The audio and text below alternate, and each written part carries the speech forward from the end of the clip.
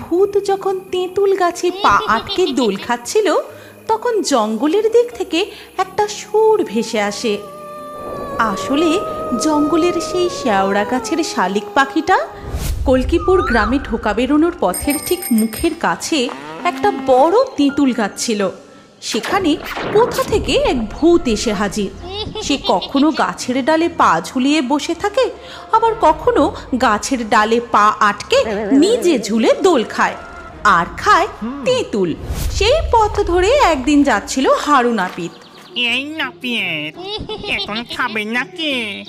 কে কে কথা কয়? এই যে ওপরে দেখ দেখ। ওরে বাবা, এই যে ভূত! তখন ভূত ঝপ করে গাছ থেকে নেমে তার কাঁধে চেপে বসে। এই দেখ, তেঁতুল খা।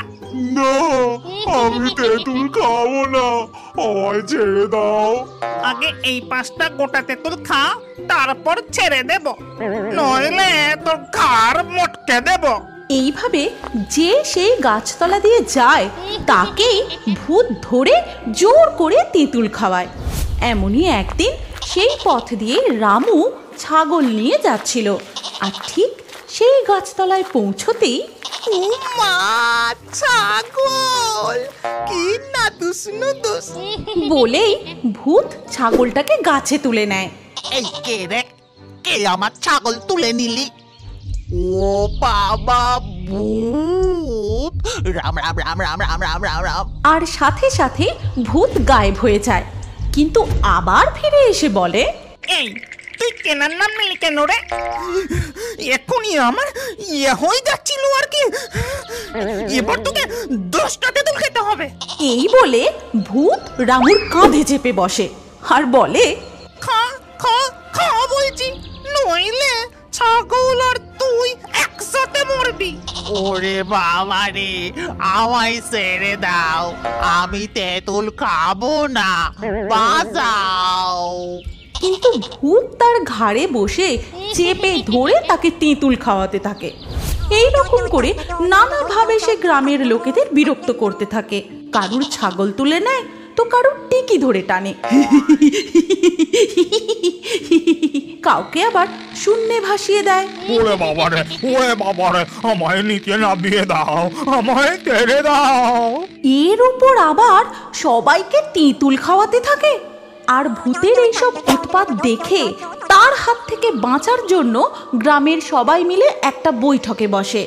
তখন গ্রামের প্রধান বলেন, সবাই শোনো, ওই তেঁতুল ভূতকে গ্রাম থেকে তাড়াতেই হবে, আর এর জন্য আমাদের কিছু একটা ব্যবস্থা নিতেই হবে।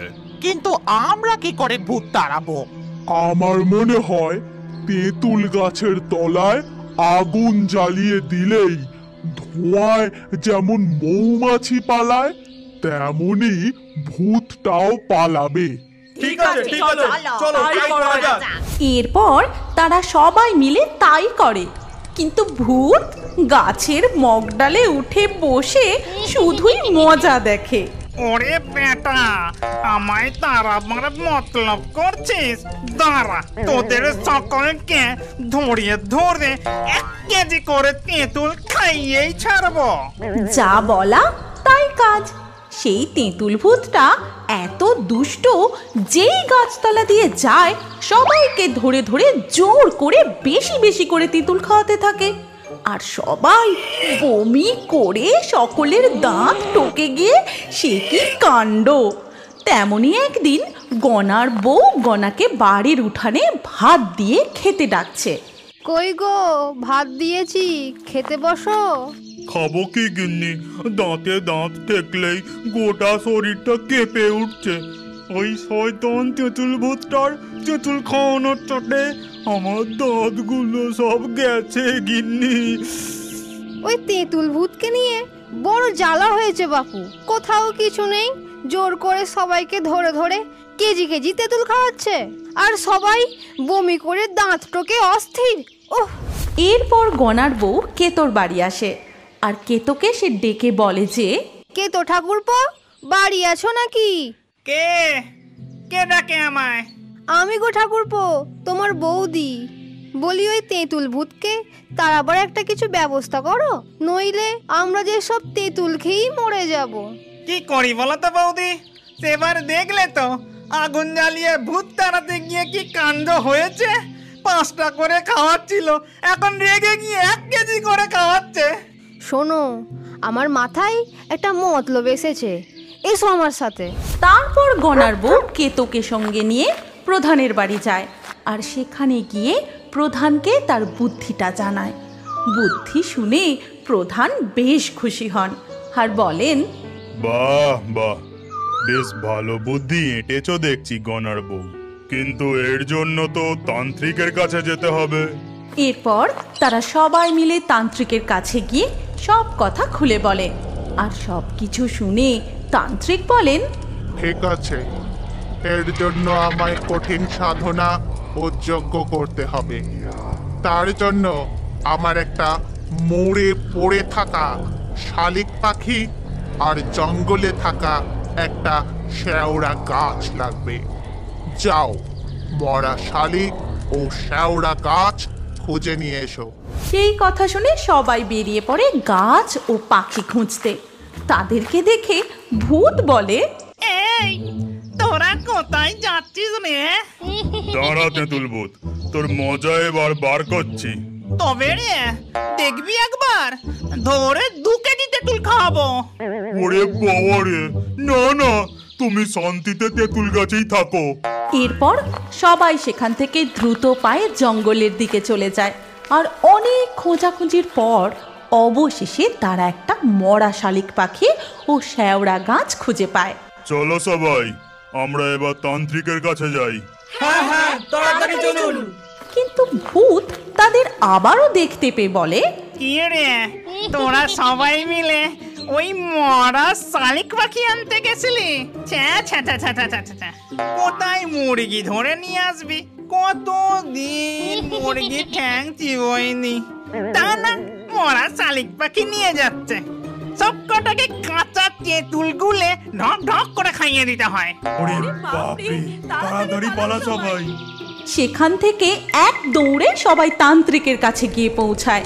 তারপর তান্ত্রিক যজ্ঞে বসে ও অনেকক্ষণ যজ্ঞ করার পর সেই শালিক পাখিকে মালা পরিয়ে হাতে নিয়ে তেঁতুল তলার দিকে যায় আর দূর থেকে ভূত তাকে দেখে বলে, ও বাবা, এটা আবার কে রে? ও তান্ত্রিক। ও তান্ত্রিক, মরা শালিক পাখিকে মালা পরিয়ে কোথায় চললে গো? তোর বিয়ে দিতে রে ও যুবক। ভূতের সাথে তান্ত্রিক কচলামি করছে, কিন্তু বেটার খুব সাধনা শক্তি। আমি তো ওর কাছে যেতেই পারবো না, নইলে বেটাকে ভালো করে বুঝিয়ে দিতাম। এরপর 2 দিন কেটে যায়। তৃতীয় দিন ভরা অমাবস্যায় মধ্যরাতে ভূত যখন তেঁতুল গাছে পা আটকে দোল খাচ্ছিল, তখন জঙ্গলের দিক থেকে একটা সুর ভেসে আসে। আসলে জঙ্গলের সেই শেওড়া গাছের শালিক পাখিটা একটা পেতনিতে পরিণত হয়ে যায়। তারপর সে একটা গান ধরে, ও আমার ভূত, তুমি আসো না কেন কাছে, আমি কত আশায় আছি, কখন বসবে আমার পাশে, ও আমার ভূত। এই গান শুনে ভূত সোজা হয়ে বসে বলে, এই যে পেতনির গলা, কোথা থেকে আসছে? আমায় আবার কান কুয়ে ডাকছে। আমি আসছি পেতনি সোনা, আমি আসছি। এ যে টুরুলাও। এই বলে ভূত তেঁতুল গাছ ছেড়ে জঙ্গলে সেই শেওড়া গাছে চলে যায় আর সেখানে গিয়ে আনন্দের সাথে পেতনি সহ দোল খেতে থাকে। তুমি কি জানো আমাদের গল্পের মধ্যে তুমিও থাকতে পারো? কি করে? প্রথমে তারপর তোমার নাম কমেন্টে লিখে দাও।